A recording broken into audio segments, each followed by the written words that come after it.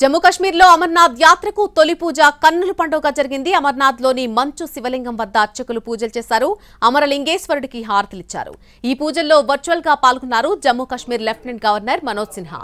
శ్రీనగర్ లోని రాజ్ భవన్ నుంచి మహాశివుడిని ఆరాధిస్తూ ప్రత్యేక పూజలు చేశారు మనోజ్ సిన్హా. టేబుల్ పై పూజా సామాగ్రి ఉంచారు పూజారులు.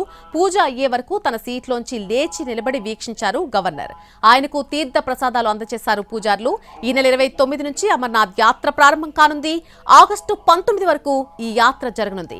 52 రోజుల పాటు జరిగే అమర్నాథ్ యాత్రలో ఎక్కడా ఎలాంటి అవాంఛనీయ ఘటనలు, ఉగ్రదాడులు జరగకుండా కేంద్ర రాష్ట్ర ప్రభుత్వాలు పటిష్ట చర్యలు తీసుకున్నాయి. జమ్మూ కశ్మీర్లో ఈ నెల 2వ వారంలో 3 రోజుల్లో 4 ఉగ్రదాడులు జరిగాయి. దీంతో అప్రమత్తమైన కేంద్ర హోంశాఖ వరుస సమీక్షలు చేసి యాత్రికుల భద్రత దృష్ట్యా భారీగా బలగాలను మోహరించాలని ఆదేశించింది. జమ్మూలోని అమర్నాథ్ బేస్ క్యాంప్ నుంచి అమర్నాథ్ వరకు ఇప్పటికే భారీగా పోలీసులు మోహరించారు.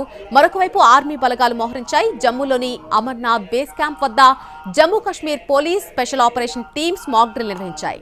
సముద్ర మట్టం నుంచి 3880 మీటర్ల ఎత్తులోని మంచు కొండల్లో అమరలింగేశ్వరుడు కొలువై ఉన్నాడు.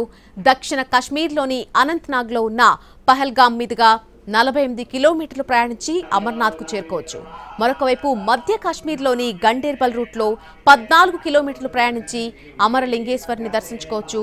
వేలాది మంది భక్తులు తరలివచ్చే ఈ యాత్రకు అమర్నాథ్ దేవస్థానం బోర్డు ప్రత్యేక ఏర్పాట్లు చేసింది. రిజిస్ట్రేషన్ చేసుకున్న వారికి మాత్రమే ఈ యాత్రకు అనుమతి ఉంటుంది.